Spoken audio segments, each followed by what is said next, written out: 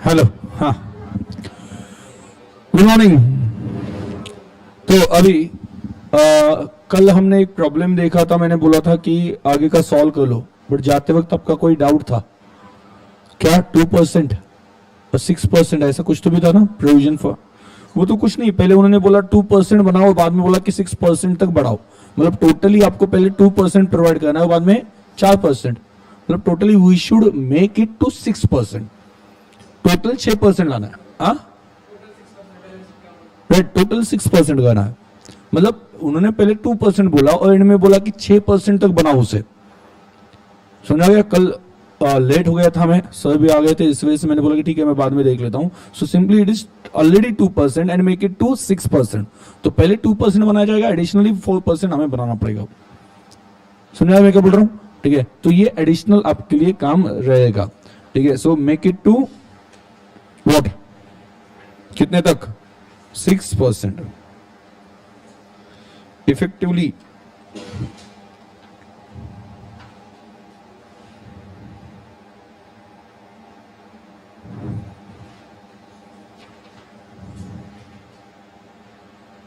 But यहां पे क्या दिया है एंड में, एक बात देखना, B and C agreed as between themselves to continue the business. B and C ने एग्री किया to continue the business, sharing profits and losses in the ratio of 3:1, and decided to eliminate goodwill from balance sheet to retain fixture in book at the revised value and increase the provision for doubtful debts at 6%. सिर्फ एक small change है उनके wording में कि पहले जो 2% दिया है वो ओवरऑल, और बाद में जो 4% डिसाइड किया है वो बी एंड सी ने डिसाइड किया। किसने डिसाइड किया? B and C. तो आपको सिर्फ एक अलग रखना पड़ेगा, डायरेक्टली 6% मत करो। आप पहले 2% कब बनाओ? जब आप रिवैल्यूएशन अकाउंट बनाते हो। और एंड में आपको क्या करना पड़ेगा? एडिशनली बी एंड सी के अकाउंट को डेबिट करना पड़ेगा एडिशनल 4% से। मतलब कैसे हो जाएगा? देखो कितना है, 90,000 है ना, डेटस कितना है 90,000, उसके ऊपर 4%, 2% रिवैल्यूएशन में जाएगा। 2% कहां पे जाएगा? रिवैल्यूएशन। क्यों क्यों रिवैल्यूएशन में? क्यों? ओल्ड पार्टनर सभी ने मिलकर डिसाइड किया था वो, और अभी जो 6% डिसाइड किया ना वो it is decided by only B and C. तो हम क्या करने वाले हैं? बी एंड सी के अकाउंट को डेबिट कर देंगे उतना, और प्रोविजन को क्रेडिट कर देंगे। ये नुकसान है ना प्रोविजन फॉर डाउटफुल डेट्स, तो उसे बी एंड सी के अकाउंट को डेबिट कर देंगे। क्यों? क्योंकि ए उस एग्रीमेंट में इन्वॉल्व नहीं है। समझ रहे? पहले क्या करना है? रिवैल्यूएशन में 2%, वो रिवैल्यूएशन का लॉस पूरा एबीसी में चला जाएगा, और बाद में आपको क्या करना है? 4% क्रिएट करना है। समझ आ गया? तो पहले अगर आप एंट्री करते हो तो एंट्री रिवैल्यूएशन को डेबिट हो जाएगी, और ऑटोमेटिकली उसका जो भी प्रॉफिट या लॉस है वो कहां पे जाएगा? तीनों पार्टनर्स में। और बाद में ये 4% का अलग से इफेक्ट आना चाहिए, अलग से इफेक्ट आना चाहिए। अगर समझ में क्या बोल रहा हूं? 4% का इफेक्ट अलग से देना है, अलग से आना चाहिए। कोई डाउट? फर्क समझा? पहले रिवैल्यूएशन अकाउंट बनाओ, उसमें कितना दिखाओ? प्रोविजन फॉर डाउटफुल डेट्स कितना? 2%। और बाद में आप क्या करो? सब रिवैल्यूएशन हो गया, सब कुछ हो गया, एक एंट्री पास कर देनी है, ठीक है, जिसमें हम बी एंड सी को डेबिट कर देंगे। क्लियर? कितना? 3,600। बी एंड सी को कितना डेबिट करोगे? बोलो। उनका रेशियो क्या है? 3:1 है क्या? 3:1 में डेबिट कर देंगे। मतलब होगा कितना? 3:1 मतलब 2,700 and 900, बराबर? 2,700 and 900। क्लियर? कोई डाउट है? तो कल मैंने कौन कौन से एंट्रीज पास करके दी थी? पहला तो वो जो एडजस्टमेंट है बोनस का वो किया था, बाद में क्या किया था? करेक्ट प्रॉफिट बोनस हो गया, करेक्ट प्रॉफिट डिस्ट्रीब्यूटेड, गुडविल हो गया। ओके, तो अभी क्या बाकी था? रिवैल्यूएशन बाकी था। और आगे क्या बाकी था? रिवैल्यूएशन के बाद में एक एडिशनल एंट्री आ गई आपके सामने। कौन सी एडिशनल एंट्री आ गई? ये 4% वाली। हाँ, वर्किंग नोट। क्यों? वर्किंग नोट में क्या किया जाता है जो आपको बोला नहीं गया और आपके अंडरस्टैंडिंग के लिए आप कैलकुलेशन करो, वो वर्किंग नोट में आता है। ये तो उन्होंने बोला गया ना, मेन क्वेश्चन में बोला गया एंट्रीज करने के लिए, और इसकी एंट्री मेन क्वेश्चन में ही आनी चाहिए, वर्किंग नोट में नहीं आनी चाहिए।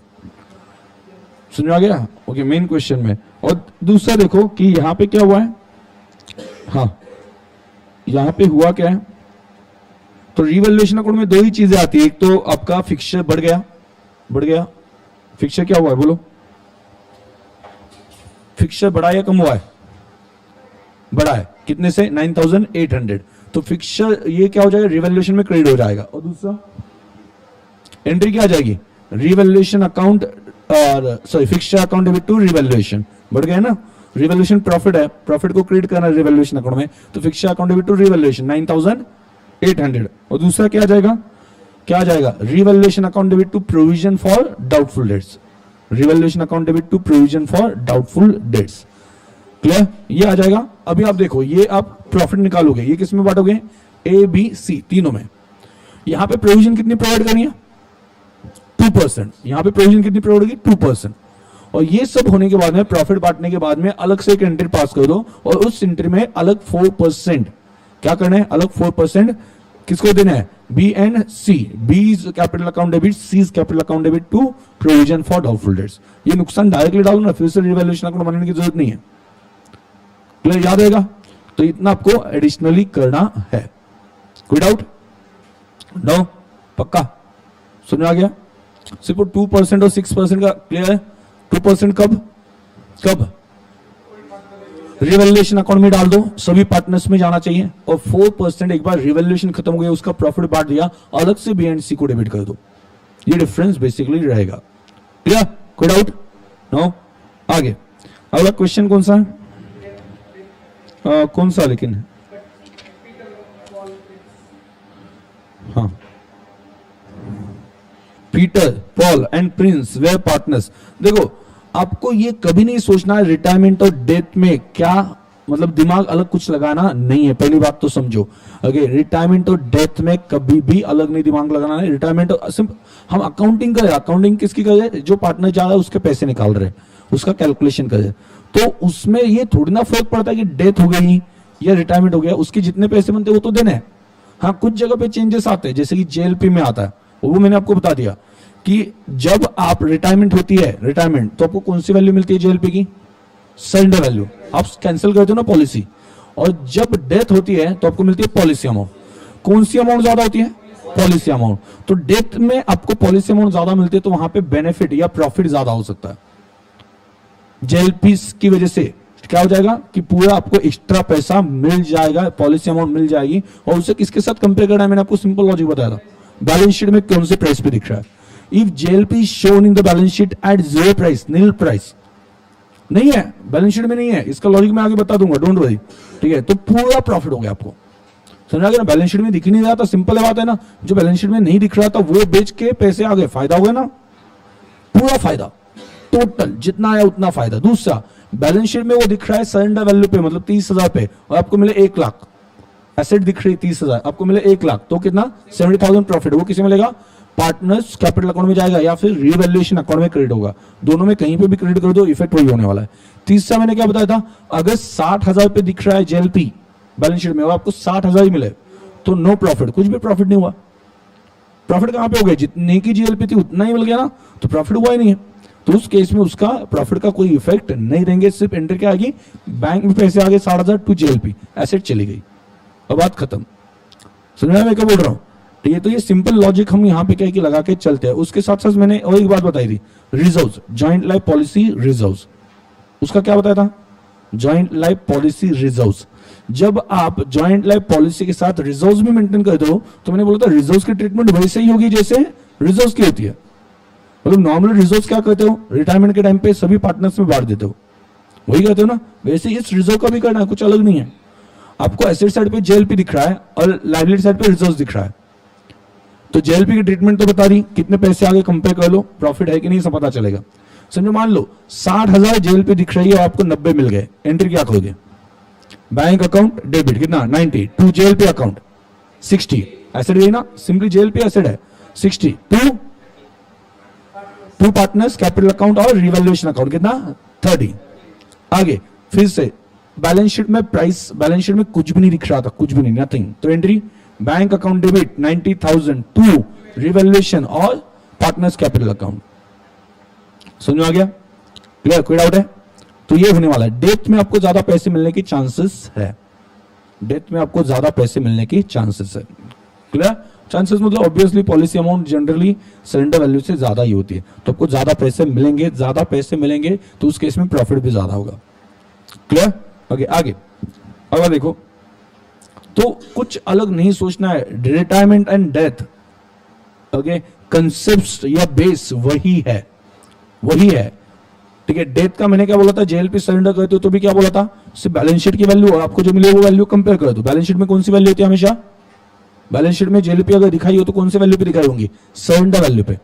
क्यों सर, क्यों ऐसा, क्यों उन्होंने पॉलिसी अमाउंट पे क्यों नहीं दिखाया होगा, सरेंडर वैल्यू पे ही क्यों दिखाया होगा, क्या लगता है?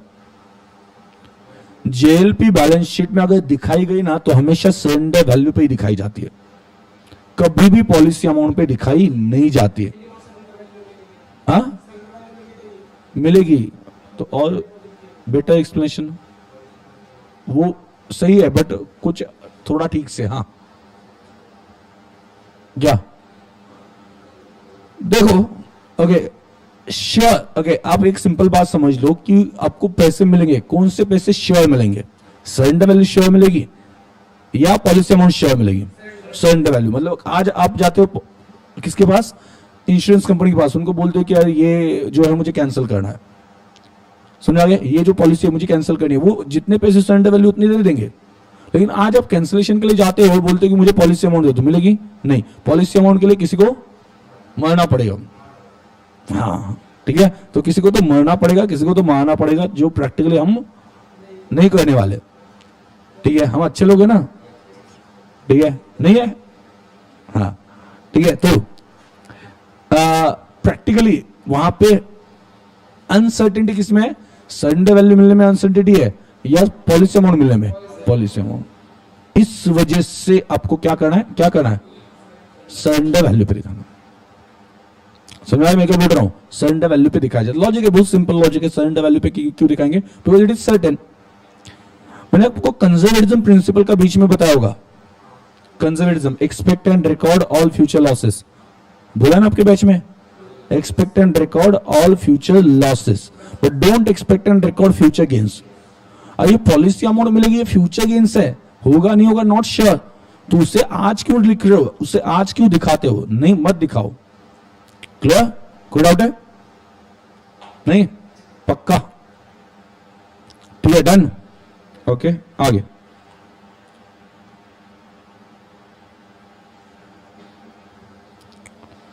Peter, Paul and Prince were partners sharing profits and losses in the ratio of 2:1:1. It was provided in the partnership deed that in the event of retirement or death of a partner, he or his legal representative would be paid. Balance in the capital account, his share of goodwill. ये बताने की जरूरत है क्या उनको, ये बताने की जरूरत है क्या, नहीं, कैपिटल अकाउंट का बैलेंस तो मिलेगा उसे, और क्या हिज शेयर ऑफ गुडविल, उसका गुडविल का उसका जो शेयर वो भी मिलेगा। कैसे कैलकुलेट करना है, लेकिन ये इंपॉर्टेंट है, अंडरलाइन करना। 2 years purchase of normal average profit after charging interest on fixed capital, after charging interest on fixed capital for the last 3 years to 31st December preceding the retirement or death, ठीक है, last कितने 3 years preceding retirement or death. His share of profit from the beginning of the accounting year of the date of retirement or death, which shall be taken proportionate basis of profit of the previous year as increased by 25%. ये main है, underline करना। ये main मतलब क्या, कुछ बड़ी adjustment है ऐसा कुछ भी नहीं, ध्यान से सुनना, ध्यान से सुनना। पहले जनरली रिटायरमेंट जब होता है ना, रिटायरमेंट प्लान करके होता है, मतलब जैसे फॉर एग्जांपल पार्टनर जाने वाला है, हम उसे क्या बोलेंगे, आप 31 मार्च से रिटायर हो जाओ। क्यों, क्योंकि 31 मार्च पे P&L बनेगा, बैलेंस शीट बनेगा, एसेट रिवैल्यूएट हो जाएंगी, सभी चीजें हो जाएंगी, तो उसके लिए कुछ अलग नहीं करना पड़ेगा, आपका प्रॉफिट भी ये तक कैलकुलेट हो जाएगा, तो आप उस वक्त जा सकते हो, ये कुछ तो भी प्लान कर सकते हो। बट डेथ के केस में भाई तुझे मरना है तो मर, लेकिन 31 मार्च में मर, समझ आ गया, ठीक है, मर तो कोई प्रॉब्लम नहीं, हम खुश होंगे, हमें गम नहीं किसी बात का, ठीक है, बट तू 31 मार्च में, समझ आ गया, ठीक है। तो ऐसा होने वाला है नहीं, बड़ा खुश हो गए, नाही सजवणे वाले असा कसा गेला ग चांगला होता की ग बहुत अच्छा था आगे अभी बोला था हम गोवा घूमने जाएंगे उससे पहले ही चल पड़ा अकेला बोला था जन्नत में चले जाएंगे सच में चला गया तो ऐसा वहां पे कहेंगे रोने वाले ना, हाँ मतलब ठीक है। तो कहना यहाँ पे बेसिकली ये है कि वहां पे ये अनप्लान्ड है, तो क्या हो जाएगा, उन्होंने क्या बोला, डेथ कब हो गई वो आगे आगे देखेंगे, बट उन्होंने क्या बोला, जब डेथ हो गई तो उस दिन हम प्रॉफिट कैलकुलेट करते नहीं बैठेंगे, बराबर, प्रॉफिट कैलकुलेट करते नहीं बैठेंगे। 31 मार्च है तो ठीक है, बट अभी प्रॉफिट कैलकुलेट करना मतलब पूरी ऑडिटिंग करके लेनी पड़ेगी, बहुत सारा काम है, इसके लिए और खर्चा हो जाएगा। उसकी डेथ हो गई मान लो 1 जुलाई डेथ हो गई, 3 महीने हुए ना, अप्रैल मई जून, तो इसी केस में 3 महीने की ऑडिटिंग करवा लो, बहुत खर्चा हो जाएगा। उससे बेटा हम क्या मानेंगे, लास्ट ईयर का प्रॉफिट जो है ना इस साल 25% से बढ़ रहा है, ऐसा मानेंगे, ऐसा उन्होंने बोला है, ऐसा मानेंगे, बोला है, इस वजह से बोल रहे 25% से बढ़ गया मानेंगे, और उसी को बेस लेके आपका प्रॉफिट का सेटलमेंट करेंगे। और प्रॉफिट का सेटलमेंट कितने दिन का होगा, साल भर का या 3 महीने का, 3 महीने का, साल भर का या 3 महीने का, 3 महीने का सेटलमेंट होगा। डन, कोई डाउट है, नो, पक्का पक्का, डन, ठीक है। तो ये प्रॉफिट का सेटलमेंट आपको करना है, उसके लिए उन्होंने बेस बताया कैसे करना है। आगे, interest on fix capital eight 10% per annum through payable to the partner will not be payable in the previous year of death or retirement. Interest on fixed capital at 10% per annum through payable to the partners will not be payable in the year of death. Oh, what are you? All assets are to be revalued on the date of retirement or death. The profit and loss be debited and credited to the capital account in the profit sharing ratio. Peter died. ऐसे कैसे चला गया Peter, ठीक है, हाँ, तो रोना जरा सा, मर गए वो, आप क्या खुशियां मना रहे हो, हाँ, ये तो देखो कितना सही, हाँ। तो मतलब मैंने ऐसा देखा है, बट वो चीज जो है, मतलब वो जो वो समझ में नहीं आती, ठीक है। जब किसी की डेथ होती है, वहां पे एक ऐसा कैरेक्टर होता है, वो इतनी स्टोरी बताता है, इसने ऐसा बोला था रोते हुए, मतलब मुझे उस वक्त कंफ्यूज होता है कि अरे ऐसी सिचुएशन में वो समझ में कैसे आता है, वो याद कैसे आता है, ठीक है। मतलब ऐसी भयानक सिचुएशन है जहां पे दिमाग नहीं चलता है, और एक वहां पे क्या है कि कोई तो बैठा होता है, वो अभी ये बोला था, अभी वो बोला था, अभी ये करने वाला था, अभी वो करने वाला था, ऐसा हर जगह पे मैंने देखा है, हर जगह पे मैंने देखा है। मतलब उस वक्त अरे ये क्या बोलते हैं उसे कि मतलब ऐसी सिचुएशन पे मेरा तो दिमाग नहीं चलता पर्सनली, ठीक है, बट वो इतना वहां पे बताते रहते हैं, पूरी लाइफ स्टोरी बता देते हैं, ठीक है, रोते हुए, ठीक है, वो टिपिकल वहां पे होते हैं, ठीक है। तो पीटर की लाइफ स्टोरी बता दो, हाँ, नहीं, हाँ, मुझे नहीं आता वो ठीक है, चलो आगे। The books of accounts are closed on calendar year basis from 1st January to 31st December. The balance in fixed capital account as on 1st January 2016 where Peter rupees 10,000, Paul 5,000 and Prince 5,000. The balance in the current account as on 1st January 2016 where Peter, तो यहाँ पे उन्होंने बोला fix capital account उनके कितने थे ये बताएं, बैलेंस इन करंट अकाउंट कितना है 20,000, 10,000, 7,000. Drawing of Peter till 30th September 2016 were 10,000. The profit of the firm before क्या before charging interest on capital for the calendar year 2013, 14, 15 were 1,20,000. अब ये जो प्रॉफिट है वो कब है, बिफोर चार्जिंग इंटरेस्ट। तो इन्होंने क्या बोला, एवरेज कैसे निकालना है, आफ्टर चार्जिंग इंटरेस्ट, याद है ना, ऐसा उन्होंने बोला है। और इंटरेस्ट किसके ऊपर निकालना है, फिक्स कैपिटल के ऊपर ना, और कितना 10% ना, okay. The profit include the following abnormal item of credit. तो प्रॉफिट में ये एबनॉर्मल आइटम है, याद है क्या मैंने बोला था, एबनॉर्मल आइटम क्या करना है, रिवर्स करना है, माइनस नहीं, रिवर्स करने बोला मैंने बोला था। रिवर्स मतलब क्या, पहले ऐड किया हो तो लेस, और पहले लेस किया हो तो ऐड। तो profit on sale of asset क्या करोगे, लेस। इंश्योरेंस क्लेम रिसीव्ड ये भी लेस कर दोगे, क्यों, क्योंकि आपके बिजनेस ने बिजनेस के नाम पे कमाया हुआ प्रॉफिट नहीं है, आपने एसेट बेची, तो ये एसेट बेचने में आपके फर्म का गुडविल था, इस वजह से ज्यादा प्राइस मिली, ऐसा नहीं होता है। मार्केट में एसेट की वैल्यू बढ़ गई, इस वजह से मिल गया, उसमें फर्म के गुडविल का या फर्म का नाम कहां पे, आगे आगे। The surrender value of the policies were 30% of the face value. Sorry, क्या नीचे? The firm has taken out a joint life policy for 1 lakh. Besides, the partner had severally insured their love. Severally का मतलब क्या है? Severally, severally, हाँ क्या ये severally, severally, हाँ क्या ये सेवरली, हाँ क्या ये सेवरली, हाँ मतलब सेपरेटली, यहां पे सेपरेटली अलग अलग, कैसे अलग अलग, समझ आ गया? अलग अलग भी पॉलिसी लिया। ध्यान दो, अगर डेथ होती है, किसी की डेथ हो गई, ध्यान दो ठीक से सुनना मैं क्या बोल रहा हूं, किसी की डेथ होती है तो तीनों पार्टनर ने जो अलग अलग पॉलिसीज लिए है, तीनों की पॉलिसी अमाउंट मिलेगी नहीं, जिसकी डेथ हो गई उसकी पॉलिसी अमाउंट, और जो बाकी लोग हैं उनका क्या मिलेगा? सरेंडर वैल्यू, ठीक है, अगर वो कैंसिल करते हैं तो। और दूसरा क्या, जो ज्वाइंट लाइफ पॉलिसी है, ज्वाइंटली तीनों के नाम पे थी, उसकी क्या मिलेगी आपको? उसकी पॉलिसी अमाउंट मिलेगी, उसकी तो पॉलिसी अमाउंट मिलनी चाहिए ना, क्योंकि उसमें से किसी एक पार्टनर की डेथ हो चुकी है, ठीक है। आगे 30th June 2016, the firm received notice from the insurance company that insurance premium in respect of fire policy had been undercharged to the extent of 6,000 in the year 2015. और एक गलती हो गई, इंश्योरेंस प्रीमियम 2015 का क्या हो गया?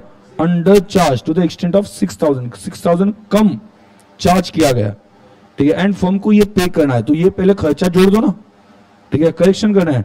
The revaluation of asset indicates an upward revision in the value of asset to the extent of 20,000। तो 20,000 से एसेट बढ़ रहा है, एसेट बढ़ रहा है मतलब फायदा है कि नुकसान है? फायदा है। रिवैल्यूएशन अकाउंट बनाने की जरूरत ही नहीं है, क्यों क्यों जरूरत नहीं है रिवैल्यूएशन अकाउंट बनाने की?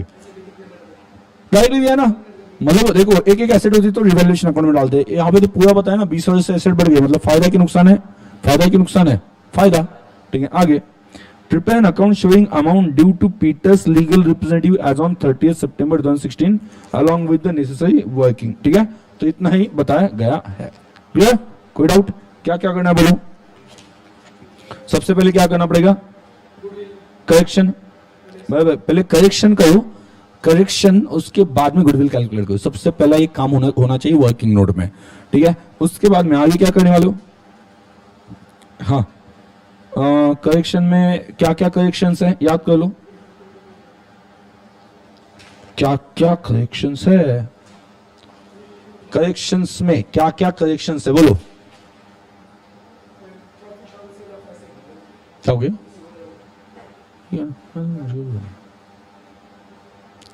मैं गरीब आदमी हूं, वैसे भी एसी की जरूरत नहीं पड़ती मुझे। हाँ कूल, आगे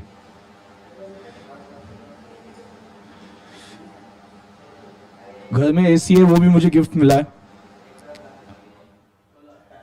हाँ, घर में एसी है, वो भी मुझे गिफ्ट मिला है, ठीक है, नहीं तो मैं कहां पे ले पाता? हाँ शादी में नहीं, शादी को 11 साल हो गए।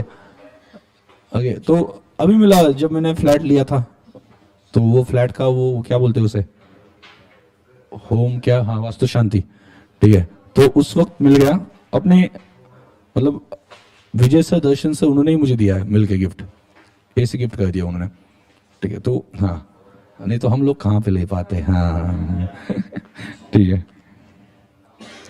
इनको बोला कि नहीं नहीं एसी की जरूरत नहीं, इतना कुछ मुझे एसी की जरूरत नहीं लगती, ठीक है। तो उन्होंने बोला कि तुम्हें जरूरत नहीं है, ठीक है, बट हमारी बेटी को जरूरत है ना, ठीक है, तो सिया को उसको जरूरत है, इस वजह से हम दे दें, ठीक है। तो हमें अच्छा नहीं लगेगा कि वो बिना एसी के सोएगी, ठीक है। तो इस वजह से उन्होंने बोला कि नहीं हम एसी देने वाले, ठीक। मैंने बोला क्यों इतना बड़ा गिफ्ट देने की क्या जरूरत है, ठीक है। तो हाँ ठीक है चलो, हाँ देखो दिल उनके जितना बड़ा होना चाहिए। आप लोग सिर्फ मेरा लैपटॉप खराब हो गया तो चाइना चाइना चिल्लाते हो, हाँ हैंग हो गया, देते कुछ नहीं हो। हाँ मैंने बोला आपको ही बोला ना 1,000 2,000 निकाल दो दे दो एक कोई, तो मतलब एप्पल का हो गया, मतलब क्या है कि और आपने 1,000 निकाल लिए सभी ने मिलके, तो भी वैसे भी आ जाएगा अच्छा वाला लैपटॉप। हाँ आगे चलो, क्या क्या करेक्शंस क्या क्या करना है याद है? क्या क्या क्या बोला एक बार याद कर लो, क्या क्या करेक्शंस बोले। एक तो वो इंटरेस्ट ऑन कैपिटल माइनस करना, दूसरा क्या बोला था?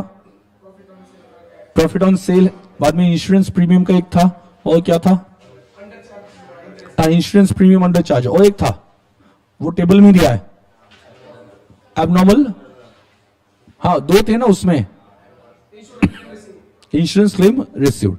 तो वो सभी चीजें आपको क्या करनी है, एडजस्ट करनी है, और तब जाके आपको करेक्ट प्रॉफिट मिलेगा। उसका आप एवरेज निकालोगे, और एवरेज निकालने के बाद में क्या करना है, गुडविल कैलकुलेट करना है। क्लियर? तो चलो लेट्स स्टार्ट। पहला गुडविल का वर्किंग नोट बनाओ।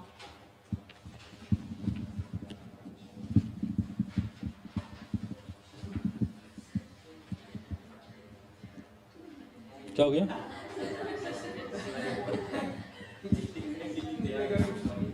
हाँ?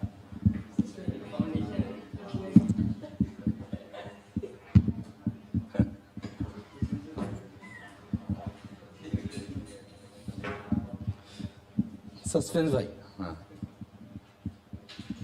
मुझे याद ही नहीं वो आने वाला है।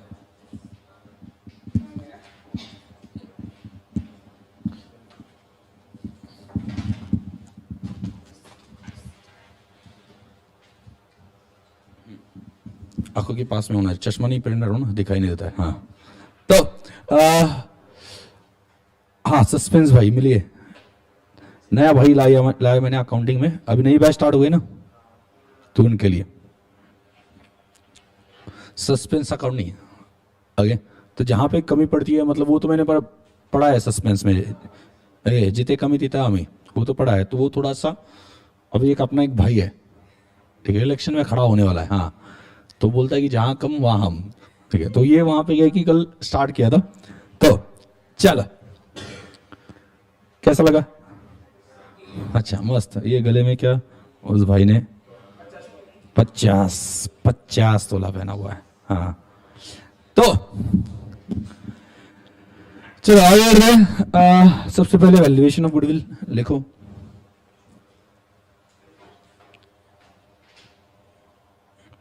क्या क्या आप जैसे बच्चों के लिए, बच्चों को पढ़ाने के लिए क्या क्या करना पड़ता है, कहाँ कहाँ पे दिमाग चलाना पड़ता है, ताकि समझ में आ जाए अच्छे से। तो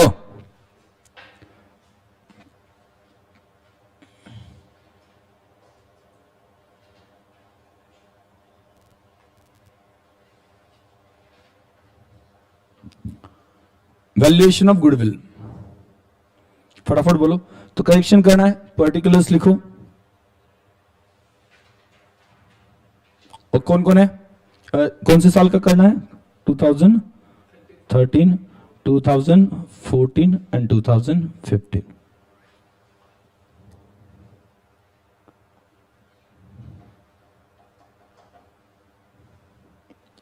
आगे तो प्रॉफिट गिवन,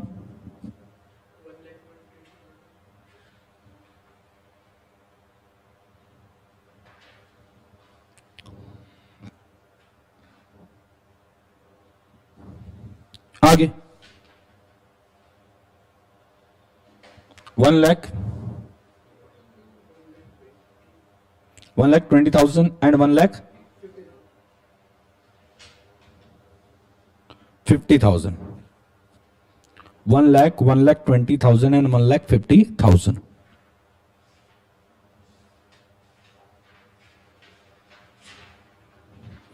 लेस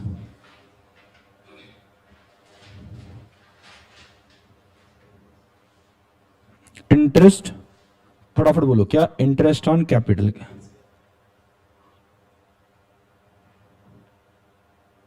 कितना है, 10% ना। अभी इनका 10% मतलब सभी का कैपिटल कितना है, फिक्स कैपिटल दिया है ना प्रॉब्लम में, कितना है, नहीं कैपिटल का बैलेंस,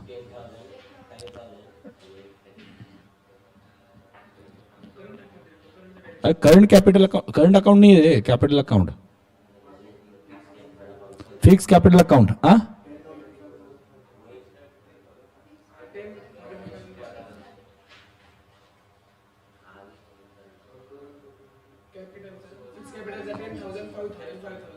और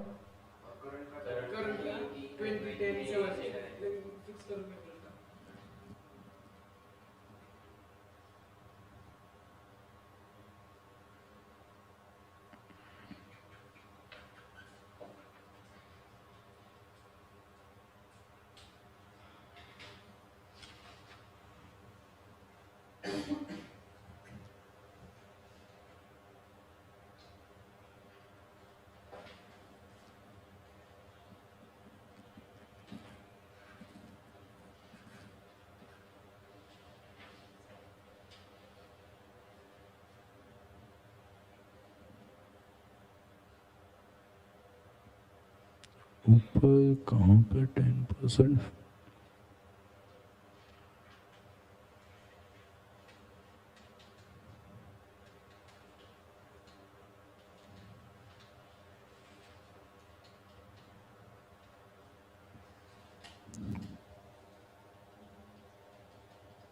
वो एडजस्टमेंट कहाँ पे, इंटरेस्ट ऑन कैपिटल वाला?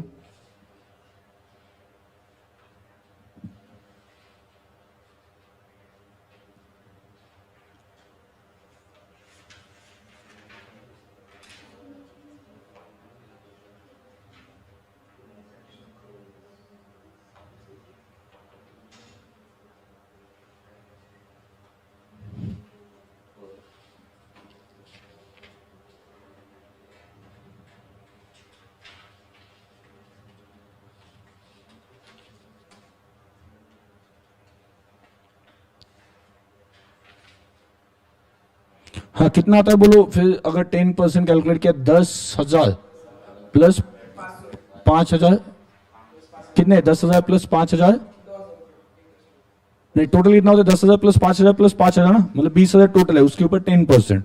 ठीक है, तो बोलो 10,000 प्लस 5,000 प्लस 5,000, उसके ऊपर कितना आता है? 2,000 हर साल का, तीनों साल का प्रोवाइड करना ना, 2,000 एंड 2,000। आगे हो गया।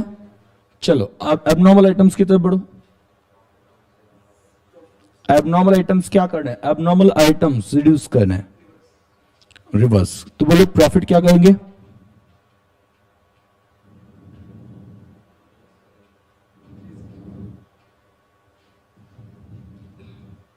लेस करेंगे।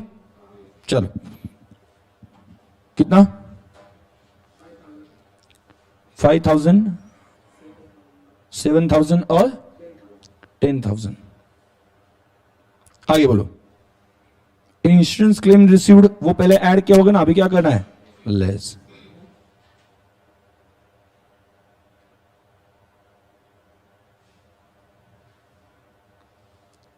हाँ बोलो। 3,000,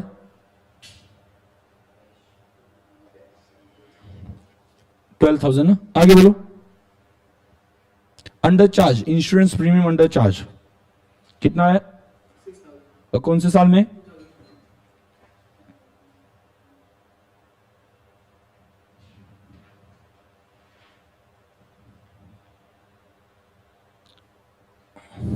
चलो कैलकुलेट करो।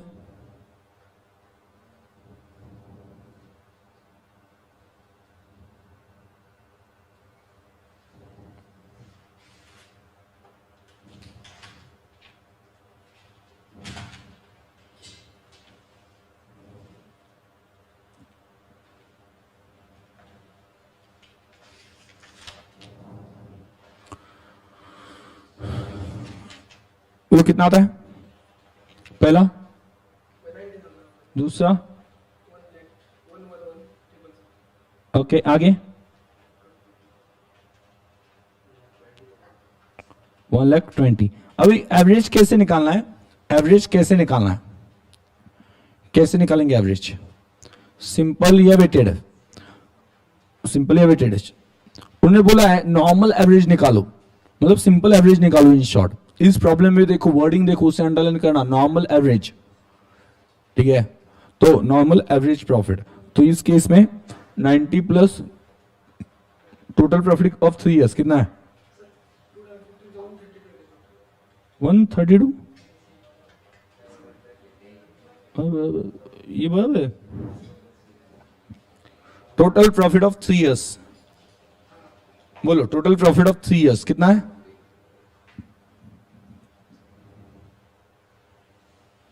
कितना है 3 इयर्स का? 3,21,000।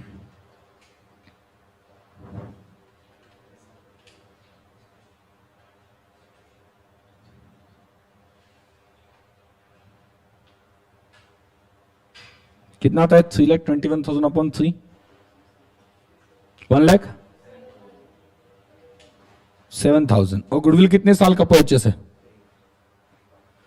3 इयर्स ना। गुडविल 3 है कि 2 ईयर्स है? 2 ईयर्स ना?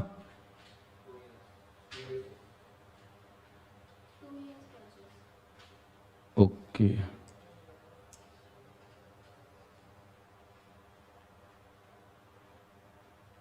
बोलो 2 लाख कितना? 14। And Peter share, share Peter, Peter का शेयर कितना?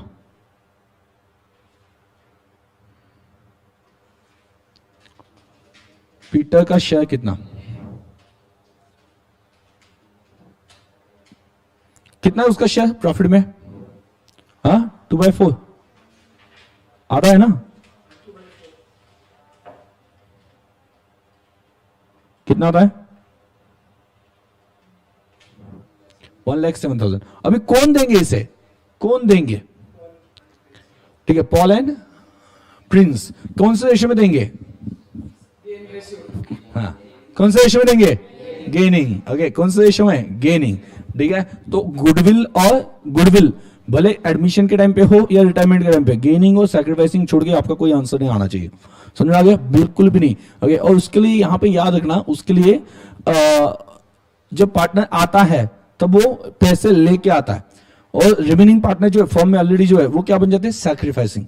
तो सैक्रिफाइसिंग रेशियो में बांट लेता है, और जब कोई पार्टनर जाता है तो वो सैक्रिफाइस करता है जो जाता है, तो उससे सैक्रिफाइसिंग पार्टनर को हमेशा देना होता है, उसको क्रेडिट करना होता है। रीजन क्यों? क्योंकि उसने सैक्रिफाइस किया तो उसका कैपिटल उतना बढ़ा देंगे हम, जितना वो सैक्रिफाइस करे उसको कंपेंसेशन मिलना चाहिए ना, तो उसका कैपिटल बढ़ना चाहिए, तो उसे क्रेडिट करते हैं। और डेबिट कैसे कैसे करते हैं? गेनिंग। ये कॉमन रूल है, gaining partners capital account debit to sacrificing partner, भले वो एडमिशन हो रिटायरमेंट हो। पर एडमिशन में फर्क क्या पड़ता है? एडमिशन में आने वाला पार्टनर क्या था? गेनिंग, और रिमेनिंग पार्टनर्स कौन थे? सैक्रिफाइसिंग। अभी जाने वाला पार्टनर सैक्रिफाइसिंग है, और जो फॉर्म में है वो गेनिंग है। तो रूल तो वही है, gaining partners capital account debit to sacrificing, क्योंकि गेनिंग पार्टनर मिलकर सैक्रिफाइसिंग पार्टनर को कॉम्पेंसेट करेंगे। क्लियर? आगे हो गया ये? कोई डाउट? नो? आगे और क्या करना है? ये तो हमें पता चल गया, 1,07,000 उसे देने, कौन कैसे देगा वो उससे फर्क नहीं पड़ता। क्यों फर्क नहीं पड़ता उससे? क्योंकि आपको सिर्फ जाने वाले पार्टनर का शेयर निकाल के बताना। जाने वाले पार्टनर का शेयर निकालना है। जाने वाले पार्टनर का शेयर कितना है? एक तो उसका कैपिटल है, फिक्स कैपिटल कितना है उसका? 10,000। फ्लक्चुएटिंग कैपिटल कितना है? मतलब करंट कितना है? 20 है ना?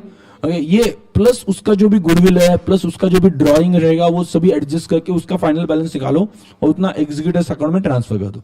ये आपको बताना। इस वजह से इंडिविजुअली आपको बताना नहीं कि किसने कितना दिया।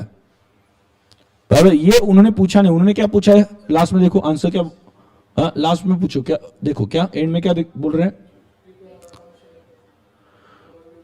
हाँ, इतना ही बोला ना, पीटर्स लीगल रिप्रेजेंटेटिव को कितना अमाउंट देना है ये बताओ। बराबर? तो कैपिटल अकाउंट जो बनेगा ना पीटर का, वो भी वर्किंग नोट में बनेगा। क्यों? क्योंकि उन्होंने कैपिटल अकाउंट बनाने के लिए नहीं बोला है। पर जब तक हम पीटर का कैपिटल अकाउंट नहीं बनाएंगे तब तक ये कैसे निकालेंगे कि उसको पैसे कितने टोटल लेना है। तो इस वजह से वो भी हम किस में बना लेंगे? वर्किंग नोट में। वो भी कहां पे बना लेंगे? वर्किंग नोट में। आ ध्यान में? पक्का? आगे तो आगे चलो, ये हो गया डन। ओके, आगे और क्या एडजस्टमेंट बोले उन्होंने? और क्या एडजस्टमेंट बोली? हाँ, और एक एडजस्टमेंट है, वो जब गया, कब डेथ हो गई उसकी? डेट बोलो, डेट कब हो गई? 30 सितंबर। और यह कब से स्टार्ट हो गया? जनवरी। ठीक है, मतलब कितने दिन उसने काम किया ये सबसे पहले मुझे बताओ। 9 मंथ्स के लिए उसने 9 मंथ्स के लिए काम किया। तो 9 मंथ्स के लिए उन्होंने क्या बोला? लास्ट ईयर के प्रॉफिट को बेस ले लो। याद है ना? लास्ट ईयर के प्रॉफिट के लिए प्रॉफिट को बेस ले लो, और क्या करो आप उसमें कितना बढ़ा दो? 25%। 1 जनवरी है या 1 अप्रैल है वो एक बार कंफर्म कर लेना। यह बिगिनिंग कब होता है? 1 जनवरी टू 31 दिसंबर है या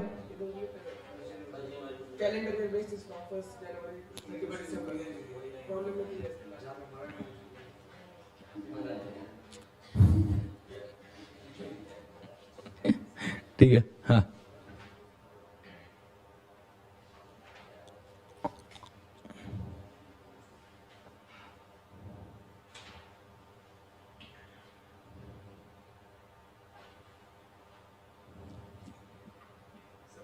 हाँ, हाँ वो करेक्शन कर। हाँ इंश्योरेंस प्रीमियम देते हैं ना हम, खर्चा अपना, खर्चा अंडर चार्ज मतलब खर्चा कम लिखा, बराबर। तो अभी खर्चा कम लिखा तो खर्चा ज्यादा लिख देंगे, माइनस होगा ना। इंश्योरेंस प्रीमियम अंडर चार्ज का मतलब क्या, खर्चा कम माइनस किया, तो अभी पूरा माइनस करना पड़ेगा ना 6000। सुना गया क्या बोल रहा हूं, ठीक है। तो अंडर चार्ज का मतलब क्या है, कम माइनस किया, जितना माइनस करना चाहिए था उससे कम माइनस किया। क्लियर। तो चलो, तो अभी आप देखो लास्ट ईयर का प्रॉफिट कितना है, 1,50,000। उसमें कुछ करेक्शंस रिक्वायर्ड है। कौन से करेक्शंस रिक्वायर्ड है, लास्ट ईयर के प्रॉफिट में क्या करेक्शन रिक्वायर्ड है। एक तो वो 6000 का अंडर चार्ज था, वो माइनस करना पड़ेगा क्योंकि वो करेक्ट प्रॉफिट है ना। और क्या था, इंटरेस्ट ऑन कैपिटल उसमें माइनस नहीं किया था, तो इंटरेस्ट ऑन कैपिटल माइनस करना पड़ेगा। तो इंटरेस्ट ऑन कैपिटल कितना आता है,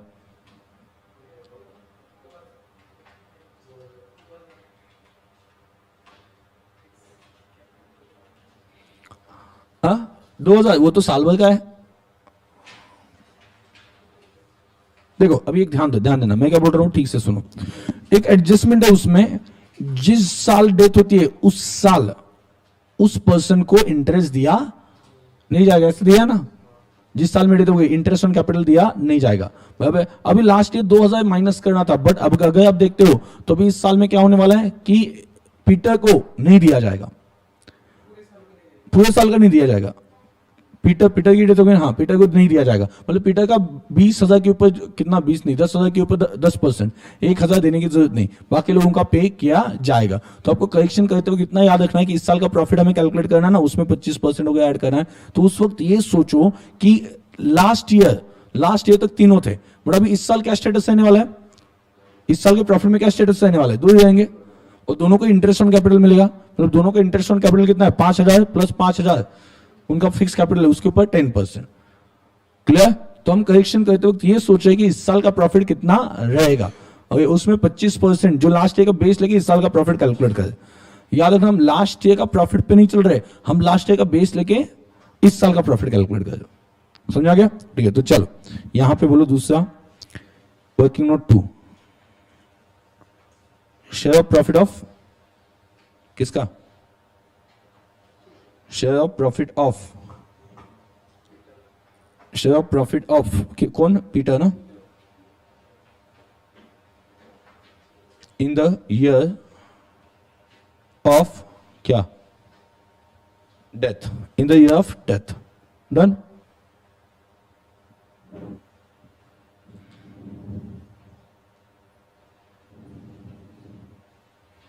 कितना लास्ट ईयर प्रॉफिट,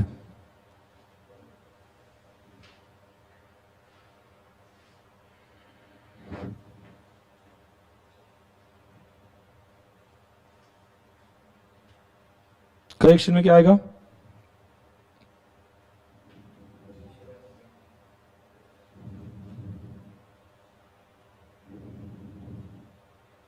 कितना अंडर चार्ज,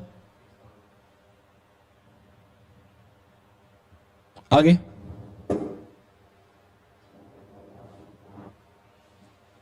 और क्या लिस्ट करना है, interest on capital,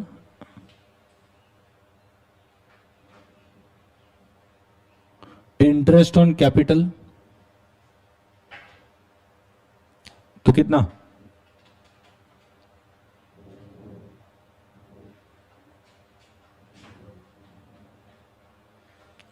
excluding Peter's interest on capital कितना है बोलो, 1000। कैसे आया ये, क्यों, इसका रीजन लिख देना। प्रॉब्लम में क्या दिया है, interest will not be paid to partner in the year of death, ऐसा ही बोला है ना, to dead partner in the year of death.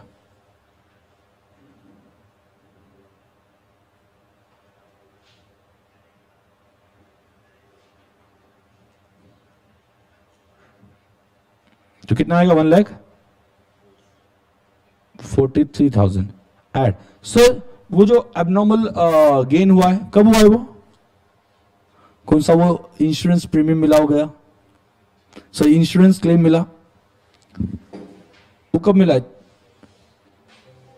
Last time मिला है ना, बाद में वहां पे profit on sale of asset हुआ है, देखो हम ये कब रिवर्स करते हैं, जो एबनॉर्मल प्रॉफिट है, जब गुडविल कैलकुलेट करते हैं, बाकी केस में रिवर्स नहीं करते हैं। गुडविल कैलकुलेट करते हो तो हमें क्या देखना होता है, इस साल का बिजनेस से जो मिला वो प्रॉफिट देखना होता है, इस वजह से हम वो रिवर्स करते हैं। बाकी जगह पे कभी रिवर्स मत करना, सिर्फ गुडविल के लिए वो एडजस्टमेंट किया जाता है, सिर्फ गुडविल के लिए।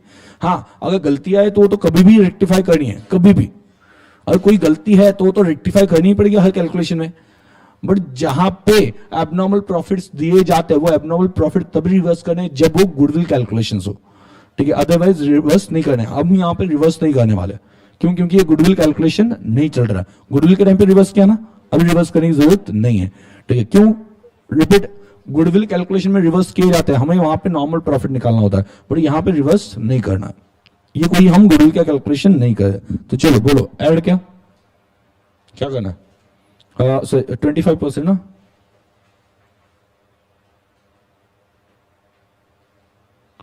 कितना है? 25% प्रॉफिट इंक्रीज मतलब कितना आता है? 30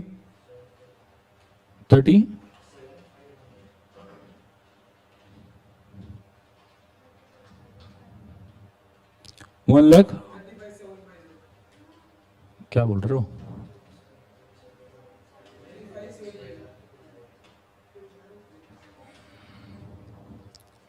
हाँ, हो गया। कितना आता है?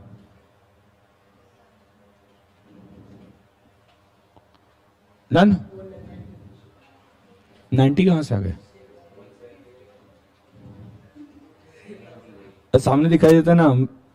अच्छा, मेरे टाइम पे ऐसे पढ़ाया गया था, 4 + 3 7 होता है, ठीक है, 8 + 5 13 होता है। हाँ, 1 लाख, ये 3 है ना, हाँ 78, ये 3 + 5 8 होता है, ऐसा मुझे पढ़ाया गया था। तो इस वजह से बहुत सी बार मुझे कैल्सी की जरूरत ही नहीं पड़ती। हाँ, आप कैल्सी लेके गलत है, हाँ नहीं, ठीक है, मतलब वो कैसा ऐसा वहां पे हो जाता है कि एक्चुअल में, ठीक है, कैल्सी का मतलब वो कॉन्फिडेंस वहां पे इतना बिल्डअप हो जाता है, ठीक है, कि है क्या कैल्सी दिखा देता। हाँ हाँ, देखो, मतलब मैंने जो ऑब्जर्व किया स्टूडेंट से, यहाँ पे ऐसे कैल्सी रखा होता है ये साइड पे, और यहाँ पे अमाउंट होता है ऐसा, हाँ ऐसा, सर 1,98,000, इतना कॉन्फिडेंस आता कहां से बिना देखे, ठीक है। तो थोड़ा सा कैल्सी मिल गया, ठीक से कोई कैलकुलेशन, मतलब वहां पे गलत करने के लिए नहीं कैलकुलेशन, मतलब पूरा फ्रस्ट्रेशन जो है वो क्लासेस का वो कैल्सी पे निकाल देते, खाड़ खाड़ खाड़ खाड़ खाड़, वहां पे वो कैल्सी भी बोलता होगा, आउच आ आ आ भाई थोड़ा देर से अरे थोड़ा वो कैलकुलेटर के बारे में सोचो, मतलब वो क्या सोचता होगा, आप ऐसे फ्रस्ट्रेशन निकाले खाड़ खाड़ खाड़ खाड़ खाड़, थोड़ा ठीक से, ठीक है, मतलब वो कैलकुलेटर का ठीक से यूज करना, एकदम प्यार से यूज करना है, मतलब उसे ऐसा लगना चाहिए मालिश मिल रही, मसाज, ठीक है, ऐसा हाँ हाँ ऐसा होना चाहिए। हाँ क्या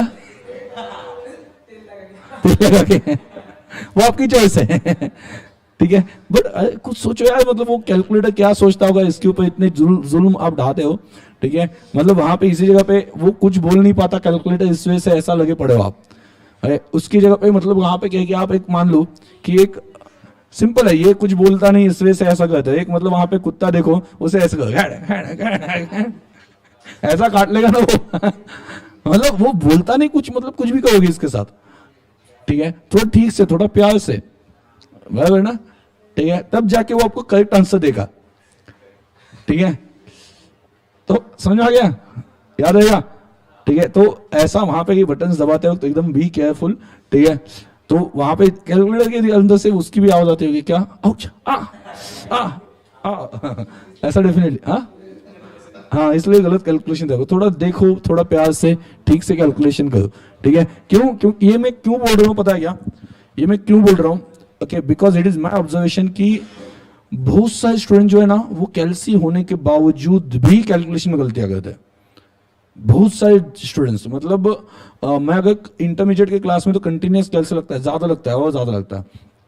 तो वहां पे मैं देखता हूं तो हर कैलकुलेशन के बाद में 3-4 स्टूडेंट्स तो ऐसे होते हैं रैंडम कि जो गलत आंसर बोल देंगे, हर कैलकुलेशन के बाद में रैंडम, मतलब उनको कंसेप्ट में कोई प्रॉब्लम नहीं, मुझे पता है कि ये सॉल्व कर लेंगे अच्छे से, ठीक है, बट गलत क्यों हो गया? क्योंकि उन्होंने कैलसी, अभी ये आप देखो एग्जाम में ऐसा हो गया आपने गलत कैलकुलेशन किया, ठीक है, तो पूरा प्रॉब्लम गलत हो जाएगा ना, मतलब इतनी एफर्ट्स ली, इतनी मेहनत ली, ठीक है, उसका फायदा क्या होगा? समझा मैं क्या बोल रहा हूँ? सो टेक केयर, जब आप यूज करते हो तो ठीक से यूज करना। क्लियर? ये आपको करेक्ट अमाउंट निकालने के लिए है, ठीक है, गलत अमाउंट निकालने के लिए नहीं है, ठीक है। हाँ, तो क्या? हाँ, प्यार से यूज करना। हाँ, तो चलो कितना आ गया? 1,78,750। अब यहां पे देखो, ये तो है यस प्रॉफिट फॉर ईयर ना, पूरे साल का है, लेकिन उसे कितना प्रॉफिट देना है? 9 मंथ्स का ही ना, ठीक है, तो 9 मंथ्स,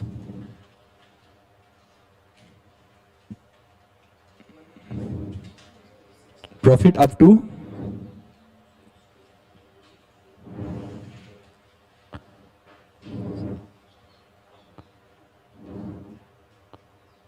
सभी कैलकुलेशन की आवाज बंद हो गए।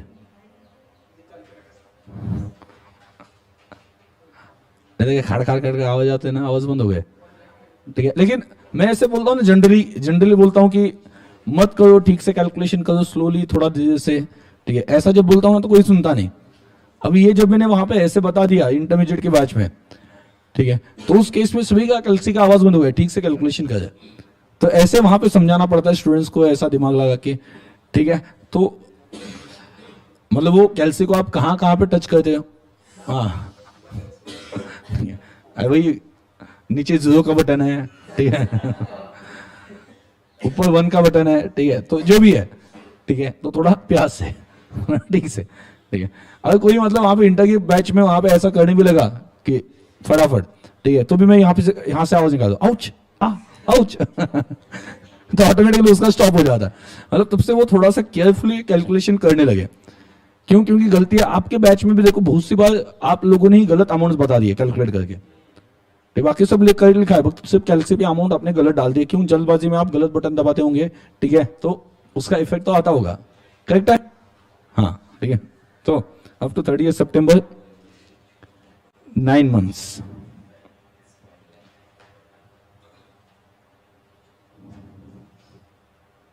कितना था? 1,34,006।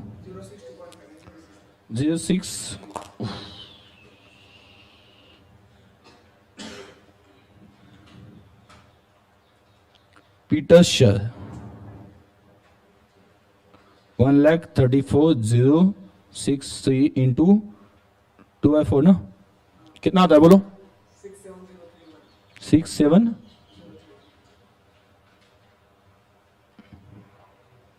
है ना? हाँ उसका कितना हाफ है ना? अभी कैसे प्यार से कैलकुलेट किया। हाँ,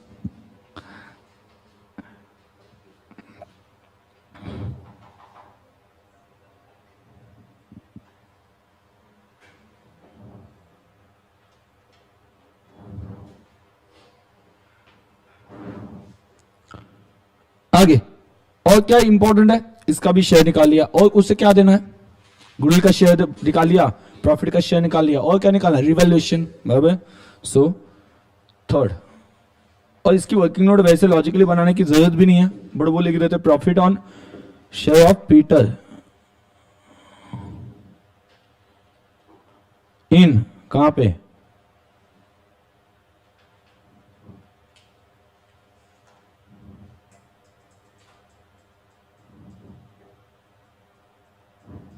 कितना आता है?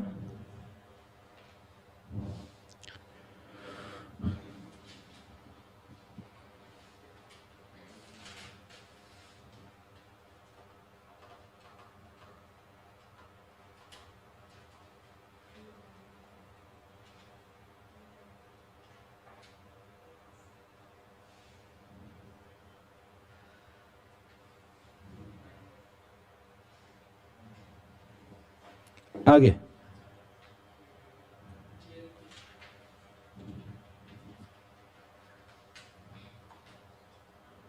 फटाफट बताओ जेएलपी कौन कौन से हैं।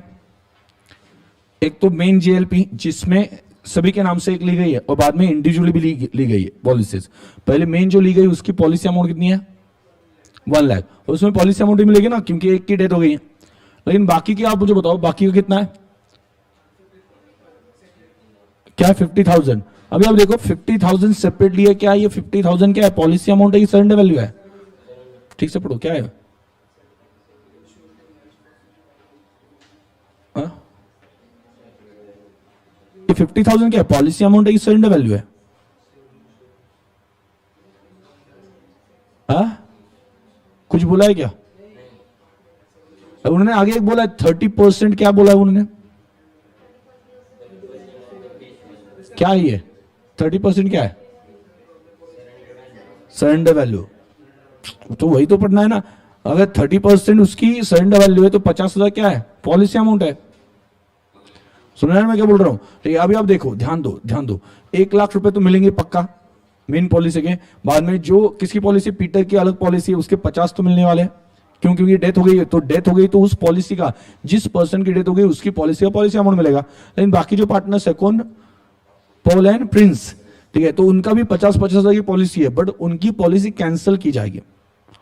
उनकी पॉलिसी क्या की जाएगी, कैंसिल की जाएगी। वो तो उनकी तो डेथ नहीं हुई ना, उनको पॉलिसी अमाउंट नहीं मिलेगी। उनका कितना मिलेगा 30%, मतलब 50,000 का 30% 15,000 आता है। ऐसे 2 पॉलिसीज है पॉल एंड प्रिंस की, तो कितना आता है 30,000, ठीक है। अभी ये टोटल वहां पे आ गया, और उन्होंने कुछ बोला है कि बैलेंस शीट में दिखाया गया है, कुछ बोला है क्या, बैलेंस शीट में दिखाया गया है, ऐसा कुछ बोला है क्या, नहीं बोला है, बैलेंस शीट में दिखाया गया कुछ बताइए ना, मतलब बैलेंस शीट में कितनी वैल्यू है वो भी नहीं बताया गया। तो अगर नहीं बताया गया तो ऐसे केस में क्या करेंगे, जो भी पैसा है वो प्रॉफिट है। अभी आप देखो ध्यान दो, सभी लोग, एक कंफ्यूजन उस स्टूडेंट्स के दिमाग में होता है, वो क्या होता है वो मैं क्लियर कर दूं, ध्यान देना। स्टूडेंट्स के दिमाग में ये होता है कि सर अगर डेथ किसकी हो गई है, पीटर की, तो उसके ऊपर जो पॉलिसी अमाउंट मिला वो पीटर को ही मिलना चाहिए ना, आप सभी में क्यों बांट रहे हो, बेचारे ने अपनी जान दे दी वो पॉलिसी अमाउंट के लिए, और आप वो पॉलिसी अमाउंट का पैसा सभी पार्टनर्स में बांट रहे हो। और ऐसा ही होना चाहिए, पॉलिसी अमाउंट जो मिलती है ना उसका प्रॉफिट सभी पार्टनर्स में जाना चाहिए। क्यों, क्योंकि पीटर की पॉलिसी पीटर के पैसों से नहीं की थी, फर्म के पैसों से की थी, और फर्म ने सभी पार्टनर्स के पैसे में से वो पैसे निकाल के दिए थे, और खर्चा भी कहां पर डाला था, पीएनएल अकाउंट के डेबिट, मतलब सभी पार्टनर्स को डेबिट किया गया था। तो सभी पार्टनर्स को डेबिट किया तो सभी पार्टनर को क्रेडिट भी तो होना चाहिए जब फायदा हो गया था। इस वजह से लॉजिक याद रखना, स्टूडेंट्स हमेशा कहते हैं कि सर पीटर की डेथ हो गई तो पीटर की जो 50,000 की पॉलिसी थी अलग, उसका पैसा किसने दिया था, किसने, फर्म नहीं दिया था। तो इसके ऊपर किसका आ गया, फर्म का, फर्म मतलब कौन, पार्टनर्स सभी, तो सभी पार्टनर्स को मिलना चाहिए। इस वजह से जितने भी पैसे आए ना सभी को ऐड करना है, सभी को ऐड करना है, और उसमें से उसका शेयर उसे दे देना है। ऐसा नहीं सोचना है कि उसकी 50,000 की पॉलिसी अलग तो उसे अलग देंगे। ये बहुत से स्टूडेंट्स को कंफ्यूजन होता है, ये बहुत से स्टूडेंट्स को ये पता नहीं होता है, ये वाला एडजस्टमेंट समझ आ गया। आप खुद ही सोचो कि ये क्लियर था आपके दिमाग में, ठीक है। बहुत से स्टूडेंट को लॉजिकली ऐसा लगता है क्या सर वो 50,000 उसकी डेथ हो गई, 50,000 उसकी अलग पॉलिसी है तो उसे 50,000 देंगे ना, वो तीनों में क्यों बांटेंगे, समझा मैं क्या बोल रहा हूं, तीनों में क्यों बांटेंगे। अरे बट पैसा कहां से गया, फर्म से, फर्म मतलब कौन, तीनों पार्टनर्स, तो सभी ने उसके लिए खर्च किया, तो अभी पैसे मिल रहे तो सभी को बेनिफिट मिलना चाहिए ना। इस वजह से कभी भी याद रखना, भले सरेंडर किए भले पॉलिसी अमाउंट मिले उससे पहले ऐड कर दो, और बाद में से जो बैलेंस शीट में जो सरेंडर वैल्यू दिखाई है, बैलेंस शीट में अगर दिखाई हो तो लेस कर दो, जो प्रॉफिट आ गया वो बांट दो उनके पीएसआर में। तो चलो जॉइंट लॉ पॉलिसी जेएलपी कितना है 1 लाख ना, 1 लाख एक है बड़ी, बराबर ना, कॉमन, जो जेएलपी कॉमन है, कॉमन मतलब क्या, सभी में मिलके एक है।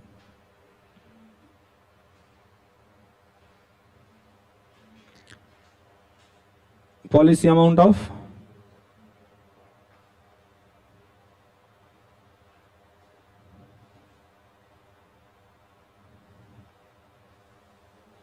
कितना है,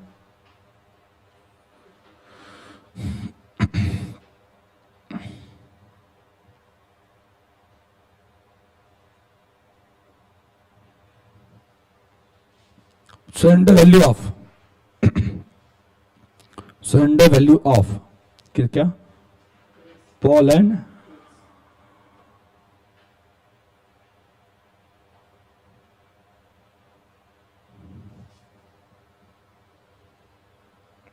हाँ बोलो कितना 30%।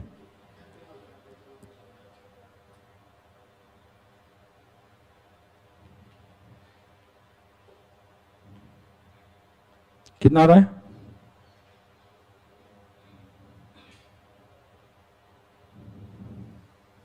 1,80,000। कितना आता है 1,80,000। डन। उसका कितना Peter share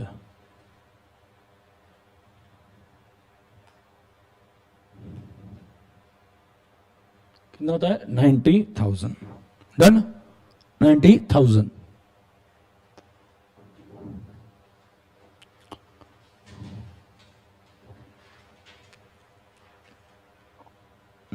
and last one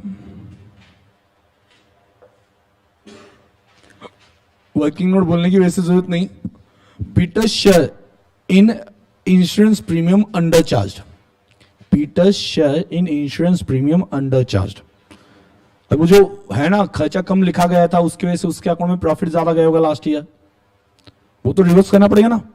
सुना है कि मैं क्या बोल रहा हूं, लास्ट ईयर 6,000 क्या होता ज्यादा प्रॉफिट, मतलब कम इंश्योरेंस प्रीमियम चार्ज किया था तो प्रॉफिट ज्यादा गया था, उससे रिवर्स करना पड़ेगा। उतना ही गया तो 6,000 इंटू 2/4 कितना आता है 3,000। तो चलो अभी पीटर्स कैपिटल अकाउंट बनाओ और पीटर्स कैपिटल अकाउंट, और दूसरा कौन सा Peter's capital account. Peter's capital account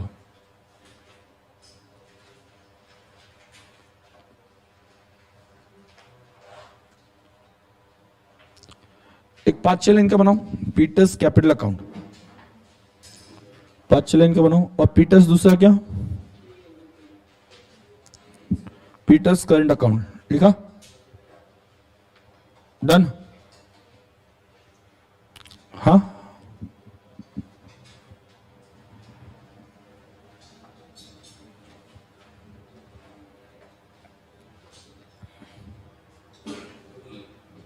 बोलो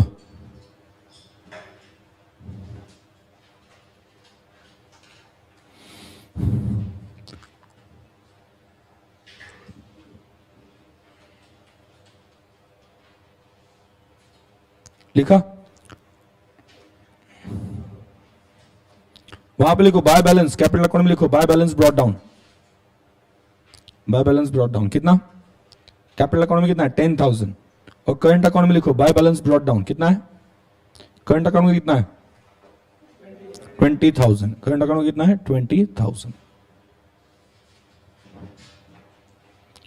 अभी भले कैपिटल अकाउंट का बैलेंस हो या करंट अकाउंट का बैलेंस हो, वो किसे मिलना चाहिए, भले कैपिटल अकाउंट का बैलेंस हो या करंट अकाउंट को, वो एग्जीक्यूटिव अकाउंट में जाना चाहिए ना। ठीक है, तो आगे लिख देना क्या क्या हुआ है, क्या क्या हुआ, एक एक ढूंढ लो ऊपर से क्या क्या हुआ है, उसका शेयर देना है, शेयर ऑफ गुडविल। ओके, तो करंट अकाउंट में बाय शेयर ऑफ गुडविल कितना आया 1,07,000। 1,07,000। बाद में क्या है करंट अकाउंट में सब लिखो, बाद में क्या है वर्किंग नोट देख लो ना, बाद में क्या है profit, share of profit, by share of profit. Current account में बाय शेयर ऑफ प्रॉफिट कितना 67,031।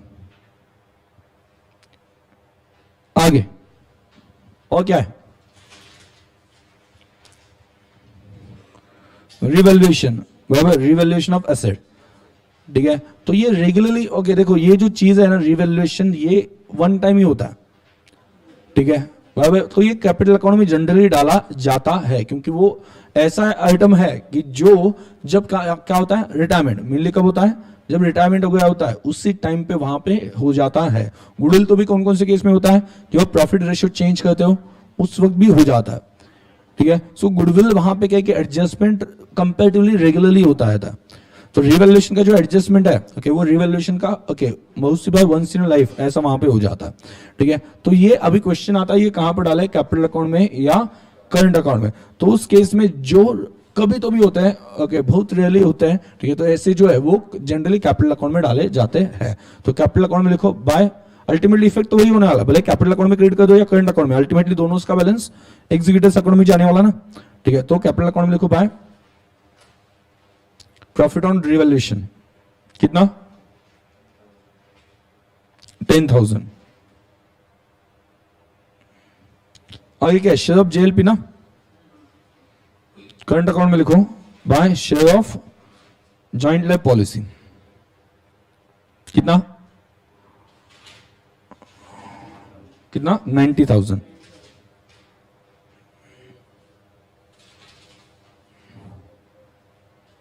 यस आगे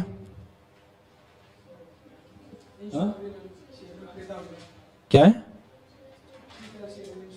इंश्योरेंस प्रीमियम, हाँ डेबिट कर दो ना, इंश्योरेंस प्रीमियम करंट अकाउंट में डेबिट कर दो to insurance premium under charge कितना 3,000। बाद में ड्राइंग है कुछ देख लो, हाँ ड्राइंग है ना, तो करंट अकाउंट में लिख दो डेबिट साइड पे टू ड्राइंग्स कितना 10,000।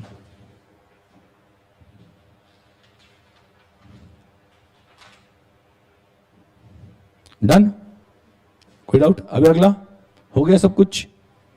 ठीक है, अभी क्या करना है, दोनों का कैपिटल अकाउंट और करंट अकाउंट की टोटल एरिया, वो जो बैलेंस आता है ना वो बैलेंस कहां पे लिखाना है टू क्या पीटर्स एग्जीक्यूटिव अकाउंट या एग्जीक्यूटिव ऑफ पीटर्स अकाउंट, जो भी बैलेंस आता है। तो कैपिटल अकाउंट का कितना बैलेंस आया डेबिट साइड पे आया ना, मतलब difference to Peter's executive account करना है कितना 20,000 ना। अभी यहां पे डेबिट हो गया मतलब पीटर्स एग्जीक्यूटिव अकाउंट में क्या होगा क्रेडिट, यहां पे डेबिट साइड पे आया मतलब पीटर्स एग्जीक्यूटिव अकाउंट में क्या आएगा क्रेडिट। और इसका कितना है पीटर्स कैपिटल अकाउंट कितना है 1 लाख कितना है 2 लाख। देखो हर एक का अलग अलग आया, थोड़ा प्यार से। तो यहां पे 3 आंसर बन गए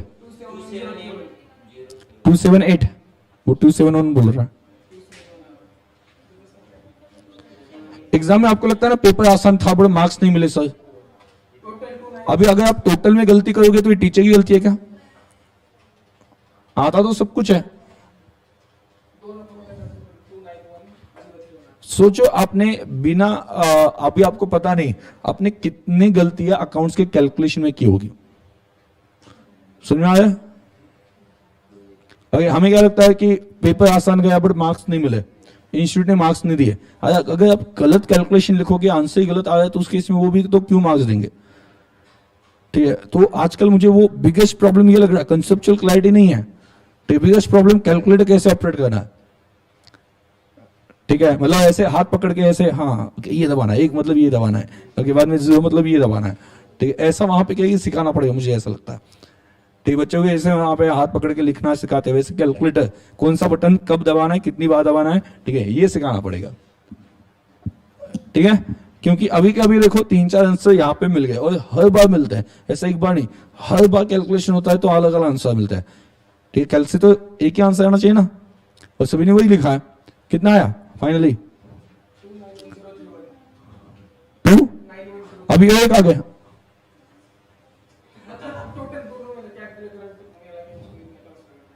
हाँ टोटल बोल रहे हो, हाँ ठीक है। करंट अकाउंट में कितना है 2,71,000 क्या 31, 2,71,031। ठीक है, तो ये अभी दोनों भी पीटर्स एग्जीक्यूटिव क्या executive Peter account, Peter's executive account जो भी है वो बना दो। ये मेन है आपका आंसर, आपका मेन अभी तक वर्किंग नोट ही चल रही थी सभी, अभी मेन आंसर अपना आपका मेन आंसर इतना ही है। पीटर्स एग्जीक्यूटिव अकाउंट बनाया, उसमें क्रेडिट साइड पे लिखो by Peter's capital account, by Peter's capital account कितना 20,000 एंड बाय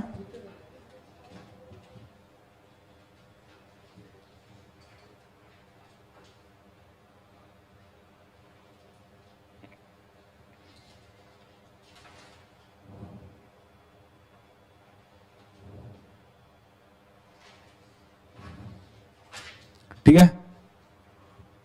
ध्यान दो, लिखा क्रेडिट साइड पे by Peter's capital account 20,000, by Peter's current account 2,71,031। अभी बैलेंस कर दो, बैलेंस कितना आ गया?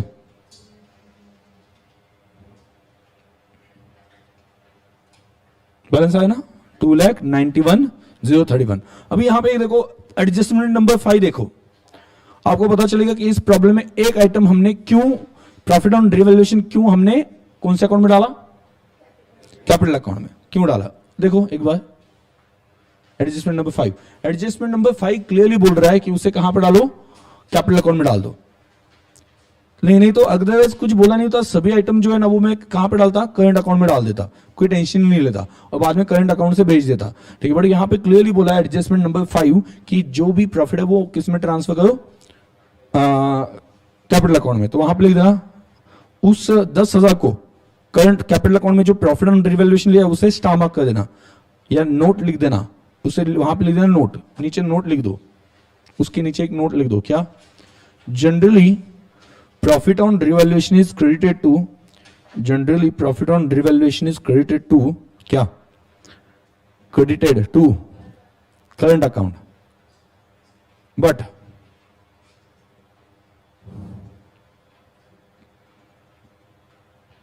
हाँ बट क्या?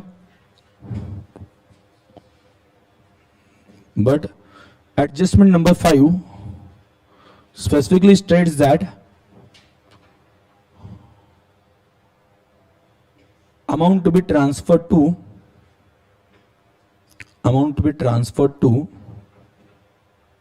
क्या? amount to be transferred to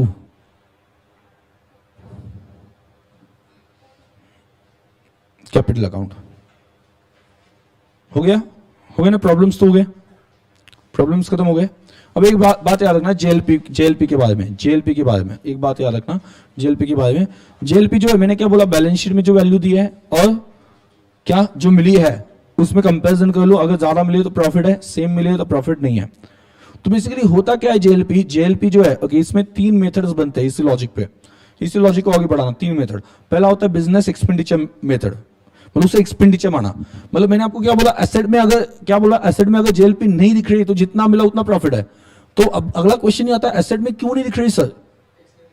मतलब जब मैंने प्रीमियम पे किया उस पॉलिसी का तब मैंने क्या किया? उसे एक्सपेंस ट्रीट किया, इस वजह से उसे एक्सपेंस ट्रीट किया, इस वजह से वो एसेट साइड पे नहीं। इस वजह से जितना भी मिल रहा है वो बेचते वक्त देते वक्त क्या समझा था? खर्चा। तो मिलते वक्त क्या समझेंगे? इनकम। जितना भी मिला क्या समझेंगे? इनकम। वही लॉजिक है ना, एसेट साइड पे नहीं दिख रहा मतलब कहां पे डाला है? एक्सपेंसेस में। तो जितना एक्सपेंस ट्रीट किया था अभी जितना मिल रहा है वो क्या है? इनकम ही है। ठीक है, दूसरा एसेट समझा, जेएलपी को क्या समझा? एसेट समझा तो आप एंट्री क्या करोगे? सबसे पहले एक्सपेंस समझा तो एंट्री क्या करोगे? बोलो। एक्सपेंस समझा तो दिमाग ज्यादा लगाने की जरूरत नहीं, 11-12 की एंट्रीज बना दो, प्रीमियम पे करो आप। हाँ, JLP premium account debit to bank, और बाद में ये जेएलपी प्रीमियम कहां पे जाएगा? PNL account debit to JLP premium. मतलब बहुत लॉजिक नहीं लगाना है, उसे एक्सपेंस समझाना। पहला मेथड क्या? एक्सपेंस समझा है, इस वजह से वो एसेट साइड पे नहीं दिख रहा है। ठीक है, दूसरा मेथड क्या है? एसेट, ओके, या joint life policy, okay, surrender value method जिसे कहा जाता है कि हम एसेट साइड पे दिखाएंगे सरेंडर वैल्यू पे। अभी आप देखो उसे एसेट ट्रीट करो तो क्या एंट्री करोगे? मतलब इन शॉर्ट जब मैं प्रीमियम देता हूं तो मैं क्या मानता हूं? ये एसेट है मेरी, इन्वेस्टमेंट है मेरी, तो एंट्री बोलो bank account, sorry JLP account debit to bank. ये एंट्री होगी ना, JLP account debit to bank account. तो JLP account debit to bank account की एंट्री आ जाएगी। उसके आगे क्या होगा?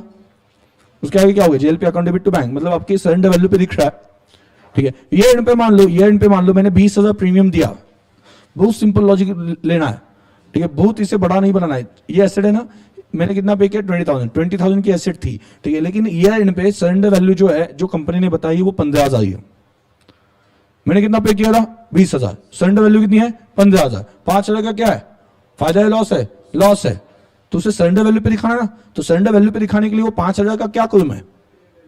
पीएनएल अकाउंट में एंट्री क्या होगी? PNL account debit to JLP account. कुछ बड़ी बात नहीं है, ये बहुत सिंपल लॉजिक है। मुझे एसेट का रिवैल्यूएशन करना पड़ रहा है, लेकिन रिवैल्यूएशन अकाउंट में नहीं डालूंगा मैं, क्योंकि ये ईयरली रिवैल्यूएशन है। हर साल के एंड में मैं देखता हूं कि जेएलपी की सरेंडर वैल्यू कितनी है? 15,000 है, और मैंने कितना पे किया? 20,000। पे करते वक्त एंट्री की थी 20,000 की, अभी सरेंडर वैल्यू क्लोजिंग वैल्यू कितनी है 15,000, तो 5,000 का क्या है लॉस, फटाफट यहां से 5,000 उठा लूंगा पीएनएल अकाउंट में भेज दूंगा, एंट्री क्या हो जाएगी पीएनएल अकाउंट डेबिट टू, बोलो PNL account debit to JLP account. कितने में मेंटेन होगी, पहले 20,000 की एंट्री की थी डेबिट साइड पे, 5,000 क्रेडिट कर दे, कितना बचा है 15,000। सुनिए मैं क्या बोल रहा हूं, हाँ कभी कभी ऐसा भी हो सकता है 20,000 हमने प्रीमियम पे किया, 20,000 हमने प्रीमियम पे किया, लेकिन सरेंडर वैल्यू 25,000 है, बराबर, जेएलपी को डेबिट बराबर बढ़ रहा है ना 5,000 से, मतलब उसे सरेंडर वैल्यू पे मेंटेन करना है, तो सरेंडर वैल्यू पे मेंटेन करने के लिए उसे क्या करेंगे हम, जो भी लॉस है वो लॉस पीएनएल अकाउंट को डेबिट कर देंगे, जेएलपी को क्रेडिट, और जो भी प्रॉफिट है वो जेएलपी को क्रेडिट, जेएलपी को डेबिट कर देंगे और पीएनएल अकाउंट को क्रेडिट कर देंगे। ये करना पड़ेगा तब जाके वो सरेंडर वैल्यू पे मेंटेन होगी, और एट द एंड उस एसेट को जेएलपी को सरेंडर किया जाता है। सरेंडर मतलब कितनी वैल्यू मिलेगी, सरेंडर वैल्यू मिलेगी ना, तो कुछ प्रॉफिट हुआ ही नहीं, तो प्रॉफिट नहीं हुआ तो कुछ करने की जरूरत नहीं, एंट्री क्या हो जाएगी bank account debit to JLP. जब जब प्रॉफिट हुआ तो क्या किया हमने, पीएनएल अकाउंट को डाला ही ना, जब जब प्रॉफिट हुआ जब जब लॉस हुआ तो कुछ करने की जरूरत नहीं है। उसके आगे थर्ड मेथड, ओके, क्या joint life policy reserve method, second method और थर्ड मेथड में इतना ही फर्क है, थर्ड मेथड में सिर्फ रिजर्व एडिशनली मेंटेन किया जाता है, रिजर्व्स एडिशनली मेंटेन किए जाते हैं। और मैंने क्या बोला था, रिजर्व्स का ट्रीटमेंट क्या करोगे, हाँ जनरल रिजर्व जैसा ही, मतलब reserve account debit to partners capital account, बात खत्म। तो पहला कौन सा मेथड है, एक्सपेंडिचर। एक्सपेंडिचर मेथड में जितना मिलेगा उतना प्रॉफिट है। एंट्री करते वक्त पहले एंट्री क्या की होगी, पहले जब पे किया था premium account debit to cash, और कहां पर डाला होगा PNL account debit to premium, PNL account को डेबिट कर दिया होगा। इसी वजह से एसेट साइड पे नहीं दिख रहा है, और एसेट साइड पे नहीं दिख रहा है इस वजह से जितना आया उतना पैसा प्रॉफिट है। याद है ना मैंने क्या बोला था, बैलेंस शीट में कितना दिख रहा है उसके साथ कंपेयर करो, बैलेंस शीट में कुछ भी नहीं दिख रहा है तो जितना मिल रहा है वो प्रॉफिट है। पहले दूसरा क्या, सरेंडर वैल्यू मेथड, उसमें क्या होता है, क्या समझाता है उसे, एसेट, उसे क्या समझाता है, एसेट समझाता है, समझा गया एसेट। और उसमें एसेट दिखाने के लिए वही एंट्री है ना, क्या करोगे, एसेट परचेस की, इन्वेस्टमेंट परचेस की एंट्री क्या करोगे, JLP account debit to bank, ये एंड में सरेंडर वैल्यू कम रहती है तो आप क्या करोगे, वो जो नुकसान है वो पीएनएल अकाउंट को डेबिट करोगे, जेएलपी को क्रेडिट, प्रॉफिट रहता है तो जेएलपी को डेबिट करोगे, पीएनएल अकाउंट को क्रेडिट। इस तरह से सरेंडर वैल्यू पे मेंटेन किया जाता है, और आपको सरेंडर वैल्यू ही मिली तो कुछ फायदा हुआ ही नहीं ना। हाँ लेकिन किसी की डेथ हो गई तो कौन सी वैल्यू मिलेगी, पॉलिसी अमाउंट, तो उस वक्त तो आपको सरेंडर वैल्यू से ज्यादा पैसा मिलेगा ना, तो ऊपर जो पैसा मिला वो क्या है, प्रॉफिट है। और थर्ड मेथड में आपने क्या मेंटेन किया, एडिशनली रिजर्व्स, एडिशनली क्या मेंटेन किया, रिजर्व्स। तो बाकी तो जेएलपी अकाउंट को ट्रीटमेंट वैसी है जैसे सेकंड में थी, एडिशनल रिजर्व्स को कैसे ट्रीट करना है, जनरल रिजर्व जैसे, रिटायरमेंट के टाइम पे उसे क्या करना है, पार्टनर्स कैपिटल अकाउंट में क्रेडिट कर देना है। समझ आ गया, समझ में आया मैं क्या बोल रहा हूं, ठीक है। एकदम शॉर्टकट बताया जाए तो शॉर्टकट मैंने आपको ऑलरेडी बताया, जो पैसे मिले वो बैलेंस शीट के वैल्यू जेएलपी की जो है उसके साथ कंपेयर करो, बहुत शॉर्टकट है इसे। जो पैसे मिले उसकी किसके साथ कंपेयर करो, बैलेंस शीट में जो वैल्यू दी है, अगर बैलेंस शीट में वैल्यू दी है उससे ज्यादा मिला, बराबर, पार्टनर्स कैपिटल या रिवैल्यूएशन को क्रेडिट कर दो, अगर उतना ही मिला तो प्रॉफिट नहीं हुआ, कुछ करने की जरूरत नहीं, सिर्फ क्या हो जाएगा, जेएलपी खत्म हो जाएगी, मतलब एंट्री आ जाएगी, बैंक में पैसा आ गया, जेएलपी चलेगी। सुना गया, क्लियर, कोई डाउट है इसमें, कोई डाउट है, ओके। आपके एमसीक्यूज में शायद से जेएलपी का है, एमसीक्यूज में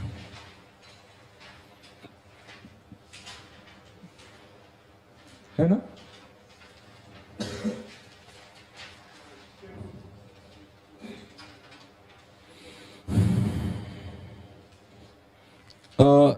वो ये नोट्स मेरे पास एमसीक्यूज नहीं है।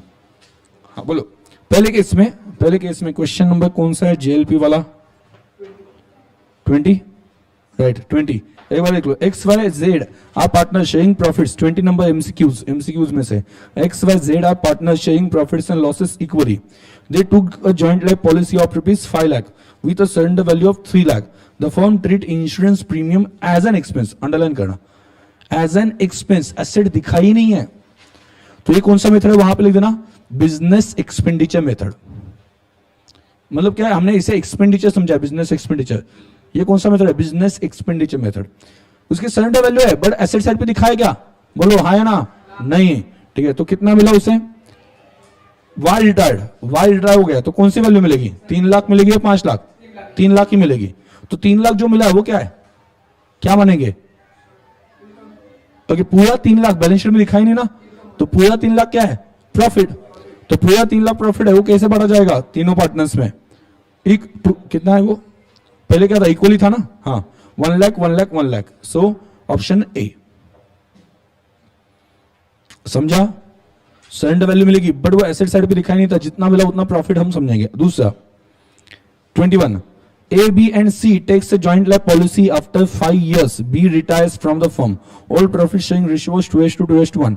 After retirement, A and C decides to share profit equally. तो old PSI में बांटा जाएगा ना, जो भी मिलता है। They had taken a joint life policy of 2,50,000 with surrender value of 50,000. What will be the treatment in the partner's capital account on receiving JLP amount if JLP policy is fully charged to revenue? तो वही बोला है, fully charge to revenue मतलब क्या? It is as expense. Okay, तो ये भी business expenditure method है। कितना पैसा मिला? रिटायरमेंट की रेट है, रिटायरमेंट की रेट है, रिटायरमेंट तो कितना मिलेगा? 50,000। वो 50,000 क्या करना है? ओल्ड रेशियो में पार्टनर्स को ग्रेड करना। ऑप्शन ए, ऑप्शन ए, ठीक है, ऑप्शन ए। आगे 22 में क्या है? A, B and C takes a joint life policy after 5 years. B retires from the firm. All PSI 2:1. वही सेम है, लास्ट में देखो क्या बोला है, सेम है, लास्ट में कुछ चेंज है। What will be the treatment of partners capital account on receiving the JLP amount if JLP is maintained at surrender value? मतलब वहां पे लिख देना surrender value method. Surrender value method मतलब ये क्या है? surrender value method treated as asset. surrender value method treated as asset लिखा ना, ट्रीटेड एज एसेट। तो बोलो कितने में दिखाई दी? 50। और क्या हुआ? रिटायरमेंट हुई कि डेथ हुई? रिटायरमेंट या डेथ? वो बीच में देखो, हाँ, वो डांस कर रही सामने, वो आईने के सामने आके डांस, हाँ, सच में डांस कर रही थी वो वहां पे, हाँ, कुछ भी, हाँ। चल, कितना था? 50,000। और कितने में दिखाई? देखो कितना मिला? रिटायरमेंट हुआ कि डेथ हुआ? सबसे पहले बताओ मुझे। रिटायरमेंट। तो सरेंडर वैल्यू पे दिखाई दिया, ऐसा बोल रहे ना 50,000। कितना मिला? 50,000 मिला ना, तो फायदा हुआ? नहीं हुआ। क्या फायदा हुआ? कुछ नहीं, ठीक है। तो सिर्फ एंट्री क्या आ जाएगी? Bank account to JLP, capital के ऊपर कोई इफेक्ट ही नहीं है, ठीक है। वहां पे डी जो है, no treatment required in capital account लिख देना, लिखो वहां पे no treatment required in capital account. Otherwise treatment क्या करनी है? अदरवाइज ट्रीटमेंट क्या करनी है? Bank account debit to JLP account 50,000 लिखो, bank account debit to JLP account 50,000 bank account debit to JLP account 50,000। Partners capital account में कोई effect नहीं जाएगा, बराबर। आगे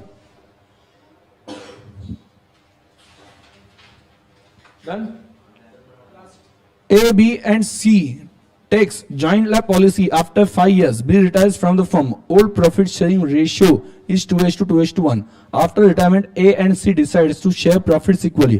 They had taken a joint life policy of rupees 2,50,000 with a surrender value of 50,000. तो वही question है, what will be the treatment of in the partner's capital account on receiving the JLP amount if joint life policy is maintained at surrender value along with reserve? तो second और third method का combination है। ये कौन सी method है? JLPR method, मतलब joint life policy reserve method. तो ये थर्ड मेथड है। इसमें जॉइंट लाइफ पॉलिसी की ट्रीटमेंट वैसी है, bank account debit to JLP, उसमें कोई चेंज नहीं, सिर्फ रिजर्व क्या करना है? पार्टनर्स कैपिटल अकाउंट में बांट देना है। तो D, distribute JLP reserve account in old profit sharing ratio. और एसेट के लिए ट्रीटमेंट क्या होगी? Bank account debit to JLP, वहां पे लिख देना additional, bank account debit to JLP account 50,000। Done? कोई डाउट है यहां तक? नो? पक्का? ओके, यस, ठीक है, चलो।